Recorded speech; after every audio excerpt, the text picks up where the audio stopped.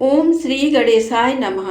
हमारे YouTube channel पर आप सभी दोस्तों का हार्दिक स्वागत है। संकष्टी गणेश चतुर्थी व्रत कथा। आइए जानते हैं भगवान गणेश जी की 4 कहानियाँ। ओम श्री गणेशाय नमः। संकष्टी गणेश चतुर्थी व्रत करने से घर परिवार में आ रही विपदा दूर होती है। कई दिनों से रुके मांगलिक कार्य संपन्न होते हैं तथा भगवान श्री गणेश असीम सुखों की प्राप्ति कराते हैं। माह की किसी भी चतुर्थी के दिन भगवान श्री गणेश की पूजा के दौरान गणेश चतुर्थी व्रत की कथा पढ़ना या सुनना जरूरी होता है। आइए जानते हैं गणेश चतुर्थी व्रत की पौराणिक कथा। पौराणिक एवं प्रचलित श्री गणेश कथा के अनुसार एक बार देवता कई विपदाओं में घिरे थे। वह मदद मांगने भगवान शिव के पास आए। उस समय शिव के साथ कार्तिकेय तथा गणेश जी भी बैठे थे। देवताओं की बात सुनकर शिव जी ने कार्तिकेय व गणेश जी से पूछा कि तुम में से कौन देवताओं के कष्टों का निवारण कर सकता है। तब कार्तिकेय व गणेश जी दोनों ने ही स्वयं को इस कार्य के लिए सक्षम बताया। इस पर भगवान शिव ने दोनों की परीक्षा लेते हुए कहा कि तुम दोनों में से जो सबसे पहले पृथ्वी की परिक्रमा करके आएगा वही देवताओं की मदद करने जाएगा। भगवान शिव के मुख से ये वचन सुनते ही कार्तिकेय अपने वाहन मोर पर बैठकर पृथ्वी की परिक्रमा के लिए निकल गए। परंतु गणेश जी सोच में पड़ गए कि वह चूहे के ऊपर चढ़कर सारी पृथ्वी की परिक्रमा करेंगे तो इस कार्य में उन्हें बहुत समय लग जाएगा। तभी उन्हें एक उपाय सूझा। गणेश जी अपने स्थान से उठे और अपने माता पिता की 7 बार परिक्रमा करके वापस बैठ गए। परिक्रमा करके लौटने पर कार्तिकेय स्वयं को विजेता बताने लगे। तब शिव जी ने श्री गणेश जी से पृथ्वी की परिक्रमा न करने का कारण पूछा। तब गणेश जी ने कहा, माता पिता के चरणों में ही समस्त लोक है। ये सुनकर भगवान शिव ने गणेश जी को देवताओं के संकट दूर करने की आज्ञा दी। इस प्रकार भगवान शिव ने गणेश जी को आशीर्वाद दिया कि चतुर्थी के दिन जो तुम्हारा पूजन करेगा और रात्रि में चंद्रमा को अर्घ्य देगा उसके तीनों ताप यानी दैहिक, दैविक और भौतिक तीनों ताप दूर होंगे। इस व्रत को करने से व्रतधारी के सभी तरह के दुख दूर होंगे और उसे जीवन के भौतिक सुखों की प्राप्ति होगी। चारों तरफ से मनुष्य की सुख समृद्धि बढ़ेगी। पुत्र पौत्र आदि धन ऐश्वर्य की कमी नहीं रहेगी। गणेश चतुर्थी व्रत की दूसरी कथा। एक समय की बात है, राजा हरिश्चंद्र के राज्य में एक कुम्हार था। वह मिट्टी के बर्तन बनाता, लेकिन वे कच्चे रह जाते थे। एक पुजारी की सलाह पर उसने इस समस्या को दूर करने के लिए एक छोटे बालक को मिट्टी के बर्तनों के साथ आवा में डाल दिया। उस दिन संकष्टी चतुर्थी का दिन था। उस बच्चे की माँ अपने बेटे के लिए परेशान थी। उसने गणेश जी से बेटे की कुशलता की प्रार्थना की।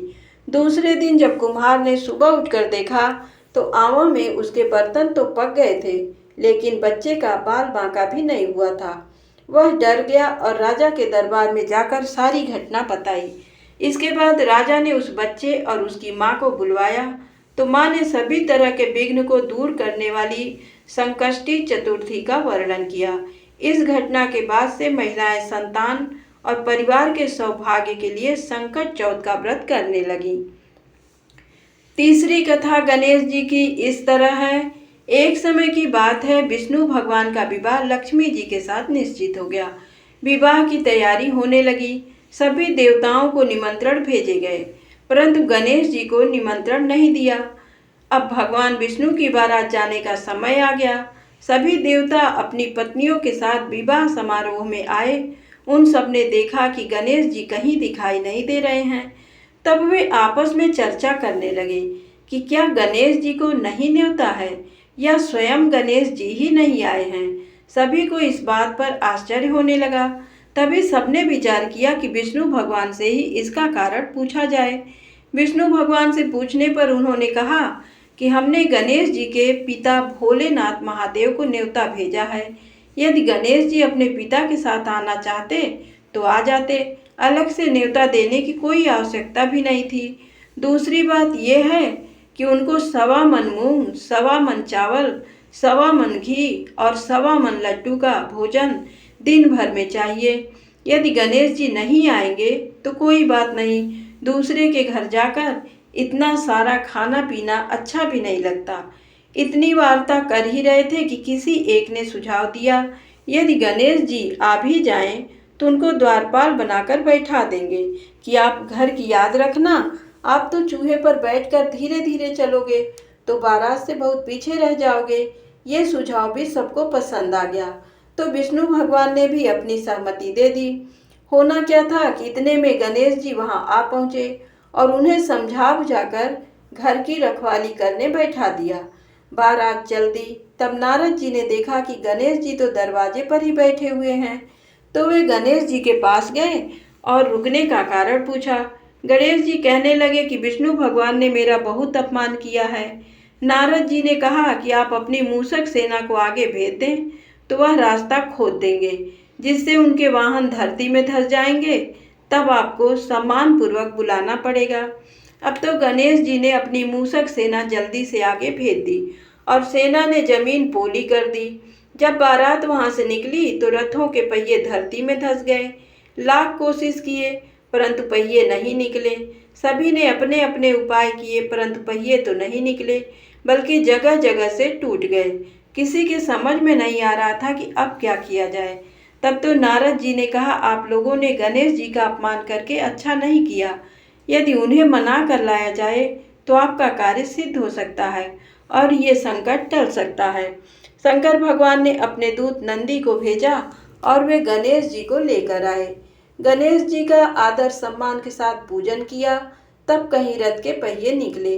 अब रथ के पहिए निकल तो गए परंतु वे टूट फूट गए, तो उन्हें सुधारे कौन। पास के खेत में खाती काम कर रहा था, उसे बुलाया गया। खाती अपना कार्य करने के पहले श्री गणेशाय नमः कहकर गणेश जी की वंदना मन ही मन करने लगा। देखते ही देखते खाती ने सभी पहियों को ठीक कर दिया। तब खाती कहने लगा कि हे देवताओं, आपने सर्वप्रथम गणेश जी को नहीं मनाया होगा और ना ही उनकी पूजन की होगी, इसीलिए तो आपके साथ ये संकट आया है।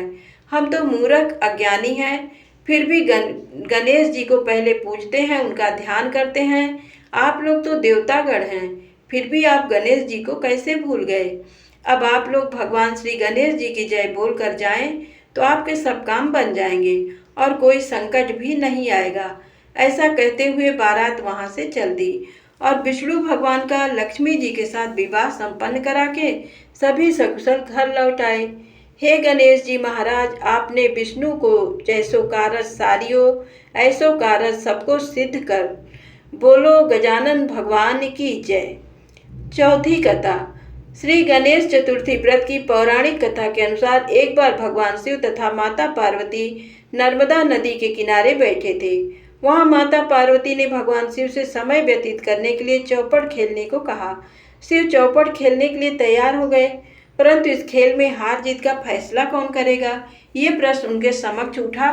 तो भगवान शिव ने कुछ तिनके एकत्रित कर उसका एक पुतला बनाकर उसकी प्राण प्रतिष्ठा कर दी और पुतले से कहा, बेटा हम चौपड़ खेलना चाहते हैं, परंतु हमारी हार जीत का फैसला करने वाला कोई नहीं है, इसीलिए तुम बताना कि हम दोनों में से कौन हारा और कौन जीता। उसके बाद भगवान शिव और माता पार्वती का चौपड़ खेल शुरू हो गया। ये खेल 3 बार खेला गया और संयोग से तीनों बार माता पार्वती ही जीत गई। खेल समाप्त होने के बाद बालक से हार जीत का फैसला करने के लिए कहा गया, तो उस बालक ने महादेव को विजयी बताया। ये सुनकर माता पार्वती क्रोधित हो गई और क्रोध में उन्होंने बालक को लंगड़ा होने, कीचड़ में पड़े रहने का श्राप दे दिया। बालक ने माता पार्वती से माफी मांगी और कहा कि ये मुझसे अज्ञानतावश ऐसा हुआ है, मैंने किसी द्वेष भाव में ऐसा नहीं किया। बालक द्वारा क्षमा मांगने पर माता ने कहा, यहाँ गणेश पूजन के लिए नाग कन्याएं आएंगी, उनके कहे अनुसार तुम गणेश व्रत करो, ऐसा करने से तुम मुझे प्राप्त करोगे। ये कहकर माता पार्वती शिव के साथ कैलाश पर्वत चली गई। 1 वर्ष के बाद उस स्थान पर नाग कन्याएं आईं।